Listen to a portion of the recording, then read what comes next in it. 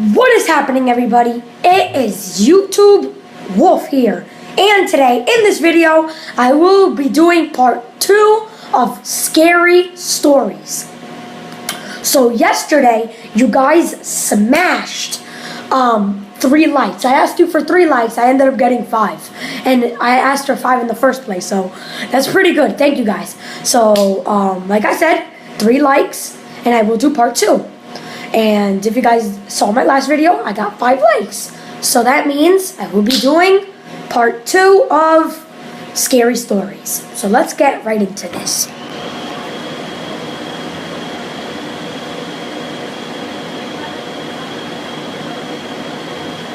Hopefully this one is hopefully this one is less scarier, you know?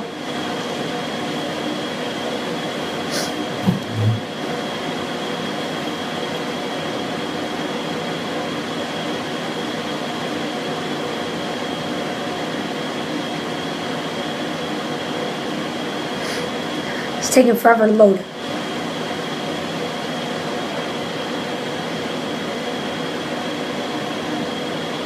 Checking my Wi-Fi box. Hang on.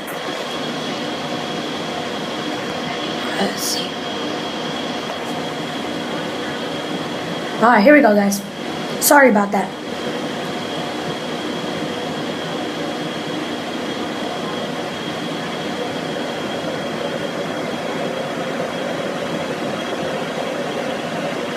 In the year 2014, I frequently used the app Uber because I wasn't able to drive for 12 months due to some DUI charges. Just a stupid mistake overall. There's this nightclub bar in my town that I would sometimes go to on the weekends with my friends. Sometimes I would get a ride home with a designated driver if we had one, and sometimes we would catch an Uber. This night I wasn't feeling too great, so I left a little early. It was somewhere between 1 and 2 in the morning. It was way too cold to walk home, so I called for an Uber. A guy nearby named Alex popped up, and I gotta be honest, he was a little creepy looking. He was older, didn't really smile in his picture, and he had a grayish goatee with a black beanie cap on. He was only 2 miles away, so I didn't really care. It said he had a Chevy Malibu, which sounded nice, so I requested he come pick me up. I waited on the bench outside the club next to the bouncer, who stood still like a statue, hands folded together. About 5 minutes later, a silver 2003 or something Chevy Malibu pulled up in front of the club. I stood up, a bit disappointed. It was such an old, ratty-looking car. The guy didn't call me over or honk or anything. He just waited by the curb. So I got up and entered the back seat of the car. Right away, things got uncomfortable. He didn't say hello, he didn't shake my hand, he didn't even turn his head to look at me. All he said was in a very quiet voice, "Where are you headed?" To which I replied with my address. We began moving down Main Street, but in the wrong direction of my house. I told him this, and he turned left at the next intersection. Now we were moving away from the main roads and down the quieter residential areas. He didn't put my address into his phone, so I felt really strange. I didn't know if he was expecting me to direct him or not. I ended up putting my address into my own phone so he could listen. When the GPS said turn left down the next street, he completely missed it. I made a confused hand gesture. He noticed it and said, "I just gotta make a quick stop, don't worry, I'll give you a discount." Even though I was drunk, I still knew something bad was going on. That's when I noticed the handgun sticking out from his middle glove box next to him. By now, I was trying to figure out how to get out of this car. At the next red light, I tried the door handle very quietly, but it wouldn't open. I saw that the child lock was on, and from this point forward, my heart was racing. The man was driving us far out of the direction of my house. We must have been 2 towns over by now.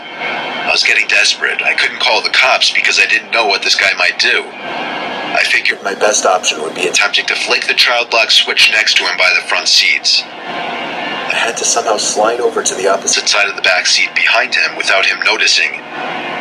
This was one of the most tense moments of my life. I locked my sight on his head through the rearview mirror, making sure he wasn't looking. I very casually slid behind him. Thankfully, he didn't notice. Now came the scariest part. I had to reach for the button up front at the next red light before he could do anything. Each light we passed, I felt more and more tension build up as I was waiting for one of them to turn yellow. And eventually, one finally did. He slowed the car at an intersection that would usually be busy during daylight hours. It was a perfect escape point. The car came to a stop. I knew this light wasn't very long, so I had to be quick.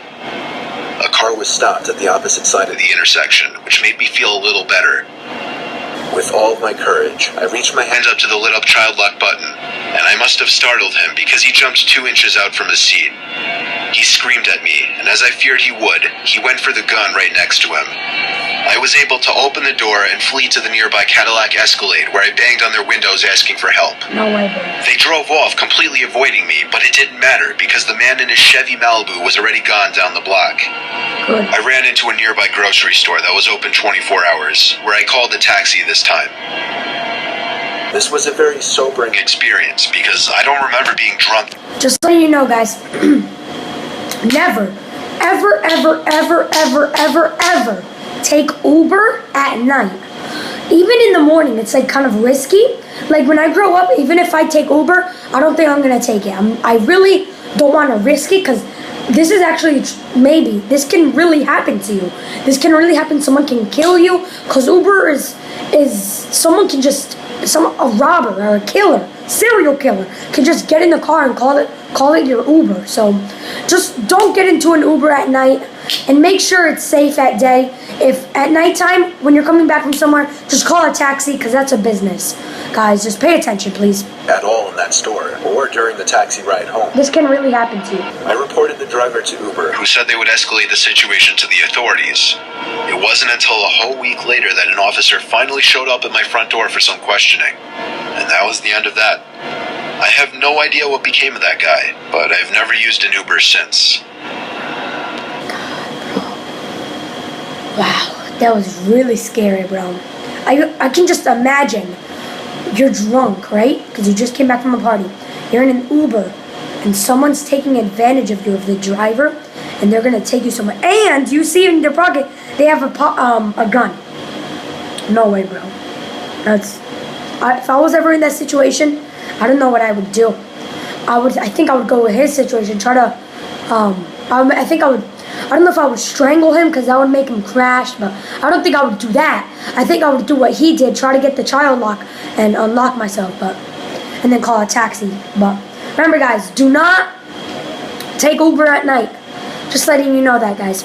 Anyway, guys, I hope you guys did enjoy this video. If you did, make sure to leave the video a big thumbs up. And if I get 5 likes on this video, I will do a part 3.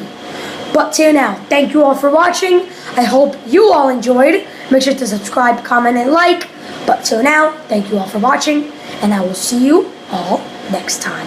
Peace, everybody. Thank you all for watching.